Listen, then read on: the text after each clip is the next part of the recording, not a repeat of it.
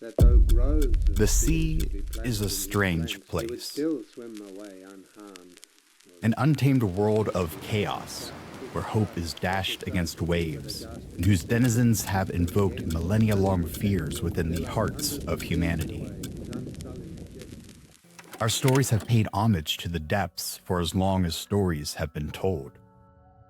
Consider the Aspedakalon, a creature of Greek origin whose immensity is mistaken by sailors for an island. You may be surprised as I was to learn that this story is not unique. Instead, it's been repeated, adapted, and echoed across time and culture, such as with the Gesconius of Irish tales, the Lindbakker of Icelandic stories, or in Sinbad's first voyage of Middle Eastern folklore, all of which shared the story of sailors settling on an island-sized entity, only to stir it by their fires and then be consumed in the wake of its descent. The Christian Bible describes God creating the Tannin, great creatures of the deep, like the fish that swallowed Jonah or the Leviathan described in Job. Yet for every ancient account, modern minds continue to contemplate these themes, reflecting our perennial fascination and wrestling with the seas and what resides within them. And it's here that we pick up the baton, further building into the legendarium of the depths. May I introduce you to the Monstrositas.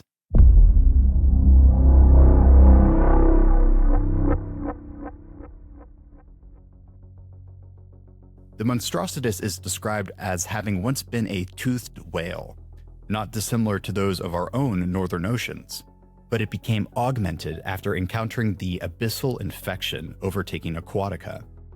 The infection caused a sort of mutagenic growth, increasing its size such that its back would appear like a mountain if it were to surface. However, despite its might, the Monstrositas is a prisoner, bound to the earth by massive roots that stretch to the very foundations of the world. Its failed attempts to flee the abyss has left it chained across eons, artificially sustained without breath, and with flesh scarred by the roots which entangle it. Within Aquatica, the player is tasked not with killing the whale, but helping it. But to do so will require venturing as far down as one can go, on the mythic night sea journey into the literal belly of the beast. There, the player must navigate the infection, survive the parasitic death worms, and vanquish the source of the infection, the Cymathua parasite queen, art that I'll share another time. This project was immensely fun for me to develop. It's not often that I get to design a creature with such mythic inspirations, and the Monstrositas offered me the chance to pull from my own research to do just that. So let's dive in. I began by exploring the body shape for the creature, as you've seen me developing thus far. And from a practical perspective, when working on something as large as a whale, it's important that the overall shape isn't too complicated, especially since it will have to be modeled and then put into the game engine. Instead, it's better to have a few areas of increased detail and then to let the textures add interest, rather than complicating the silhouette of the design. At first, I took inspiration from the body shape of blue whales, and with the mouth shape of humpback whales, augmenting the top with a pair of horn-like structures that the blowhole sits on. I add a ragged, torn appearance to the skin of its underbelly, as though it had been mangled against the abyssal deep. I also explore making its fins appear frilled and drooping, especially at the tail. I've thought of those poor betta fish that you see on the shelves of pet stores, their fins drooped in their little plastic prisons. It's a sad thing. But where the fins meet the body of the whale, openings in the flesh appear, which will later reveal the warm glow of its body, infected by the surging energy of the Overseer, a part of Aquatica's lore. I imagine these functioning sort of like gills that have mutated into the whale and allow it to breathe while held underwater. And just in case you weren't aware, whales are indeed mammals, so no, they cannot breathe underwater. Along the back of the Monstrositas, rock-like ridges form a sort of mountain range, which would crest above the waterline should it be able to surface. This aspect calls back to those old stories that I described earlier. However, despite my depiction of it breaching here, the creature needed to be shown captive, weakened, and even a little bit pitiful. I'll show it entangled in the world roots later, but for now my focus is solely on the whale itself. I continue refining the body, introducing a ridged texture to the belly similar to that of a humpback whale. You can also see the suggested scale when I introduce a normal-sized blue whale next to it, which, despite being the largest known animal to have ever existed, at 30 meters long and over 300,000 pounds in weight, only amounts to the size of the head of the Monstrositus. And while I can't call this the canonical lore for Aquatica, the design of the Monstrositus here would probably be somewhere in the range of 350 meters long and tens, if not hundreds of millions of pounds in weight, the scale at which numbers just become meaningless. But now that I have a first go at the design roughed out, I lay in the world roots which would come up and around the whale. I wanted to do this now so that as I continued to refine the concept, I'll see which parts of its body are likely to be covered up by the roots, and how I can make the design readable through them. After this, I felt like there needed to be another option for the head, and I move away from the humpback inspiration and toward the appearance of sperm whales, or cachalots if you prefer. So I erase the entire front of my design thus far and introduce a much blockier shape. A protruding lower jaw and large, gnarly teeth give this design more character, and I like how the larger mass of the head allows me more real estate to show scratches, barnacles, and other signs of wear. So I clean up these designs, adjusting their proportions, filling in a flat layer underneath my line art, and forming them into the sheets that you see here. These are what I presented to the team that I was working under for their initial thoughts. They really enjoyed the blockier head design, which was my preference too, so I set out to explore color variations for that.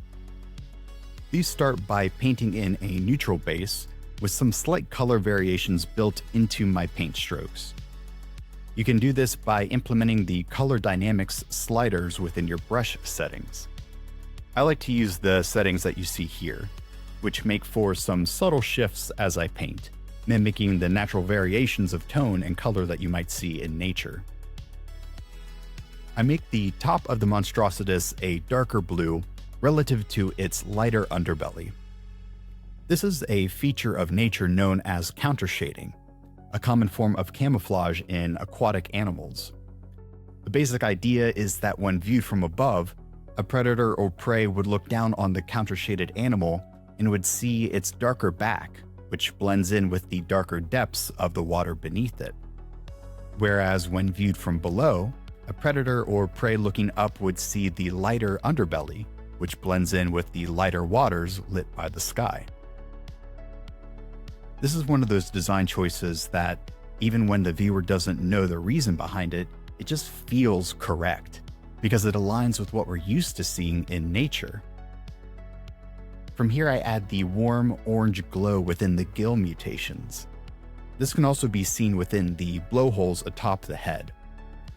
I then add darker tones back into the fins and selectively within the belly folds. I want to keep the overall counter-shaded coloration, but also provide enough contrast to clearly show the various forms and textures of its design. Only after I have the basic color structure established do I lay in a few smaller details, such as the barnacle clusters growing over the skin, some brighter tones to show the form of the mountain on its back, and overall rendering to bring the design together.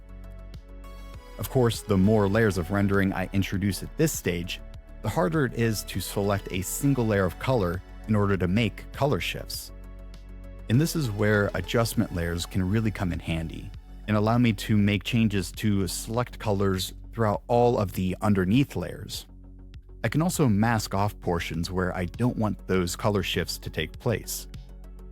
If you'd like a deeper explanation of how to use adjustment layers, check out this video after this one ends, where I cover exactly that. Before presenting my color variations to the team, I wanted to try something different than a mere palette shift. So here I do a new pattern for the colors, still implementing the counter-shaded concept from before, but taking more inspiration from the distinct light and dark colors of orca whales. I then made a color-shifted version of this pattern, trying a rusty orange color scheme to really push the design into different directions. And here's where these variations sat, and after some discussion with the team, we decided to stay with the original design of the first pattern. The orca pattern was interesting, but the sharper areas of light and dark contrast made the design less readable. But what do you guys think? Drop in the comments which color and pattern option you would have picked. With the design of the Monstrositas itself nearing completion, it was time to integrate it into a mock-up of the environment. In the final game, the player mostly encounters the head of the Monstrositas, as its body is more heavily buried in rocks. But at the time, we wanted to see it being tangled within the giant roots. And this part might seem rather mundane, but I actually really enjoyed this part of the process. Because I had the roots on their own normal layer, I could just clip a layer on top of it to paint with a heavily textured brush. And clipping the layer in this way means that I don't have to worry about painting outside the lines of the roots.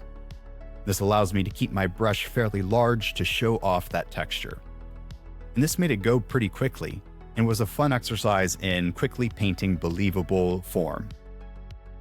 Because there's not a functionality within the roots relative to the anatomy of the Monstrositas, my mind goes into autopilot when rendering this section out. I'm focused, certainly, but after a while these sorts of tasks become like second nature, and act as a mental breather before diving back into more complicated parts of the design. It's at this point that the sketched waterline and exhale from the blowholes are removed, since I'm depicting the Monstrositas tangled within the depths of the sea, far from the surface. Surrounding it here are large rocks, which have been torn up from the seabed by the growth of the world roots. Again, in the more final presentation, these rocks would come to all but encase the Monstrositas, but for the sake of not overly obscuring the design of this concept, I mostly relegated them to the background. If you've ever struggled with painting rocks, a simple technique that I use is to envision a more simple cuboid form. I then imagine slicing into it to create more interesting shapes, and adding cracks and variations along its edges. But remembering the most simple form helps me to have a distinct top, side, and bottom face to apply light and shadow to. You'll sometimes see me using the lasso tool to select certain faces in this way, and then use a textured brush to lighten or darken that face accordingly. Next, I select a bright yellow color, simply because it's easy to see, and block in where I want the roots to be running around and through these chunks of rocks. I'll later change this yellow to be a more natural brown, and then render out their texture like I did for the roots before. Eventually, I'll adjust the value of the rocks and the roots so that they have less contrast, which will help to create the illusion of atmospheric perspective, and suggest that they're sitting further back behind the Monstrositas. But for the sake of ease, I'm just painting them with more contrast at the start, knowing that I can adjust it later. After another check-in with the team, we talked about editing the detailed density of the concept. If you've seen my last video on the lava serpent's concept development, you'll recall that detail density, which is maybe self-explanatory, refers to the concentration of details that you're putting into any given area of a concept. As this concept stands, some of the details within the fins are too dense and hard to read in the tangle of rocks. So here is the new direction we moved toward, shifting away from the frilled betta fish design and more toward a simpler flipper appearance. I also took this as an opportunity to push the overall rendering of the Monstrositas, painting over any line work that still showed through and clarifying details around the teeth, barnacles, and skin textures. The teeth were especially important to refine because the mouth will actually become the boss arena where the player fights the parasite infecting the Monstrositas. And in that way, the teeth form the walls of that environment, so I clean them up here knowing that that will later be an area of focus. Some of the teeth can be copy and pasted after I fully render out one of them. Others, I simply use the lasso tool to select the area I want to work on, and then color pick from a more completed tooth to then quickly build up the values of the one I'm on next. Repeated elements like teeth can be a bit of a drag if you don't find an efficient workflow, so duplicating portions and using the lasso tool can save you both time and headache. Up to this point, the lighting of the concept was done in a neutral, ambient fashion. However, it was thought that the game environment would potentially use darker blue-green waters. To reflect this, I create a new gradient layer of those colors and set its blending mode to multiply. From there, I can amp up the energy of the creature's mutations by introducing a bioluminescent glow from the blowholes, fins, and lateral gills. The yellow-orange glow is made to contrast the blue-greens of the environment. And that about does it. These concept sheets, including everything from the initial sketches, to color iterations, to final design, to the color-graded environment, were all handed off to the 3D modelers and game developers to bring the monstrosities to life. If you want to learn more of the techniques that I use to design AAA creature concepts like this, you should check out the self-guided course on my website. It contains a whole month's worth of lectures, demos, and assignments. In it, we'll break down how to make a functional creature design, from initial thumbnails to designing from the largest shapes to final details, developing different poses and color schemes, then designing the final concept sheets. If you've made it this far, leave a like to push this video forward in the algorithm, and until next time, keep creating.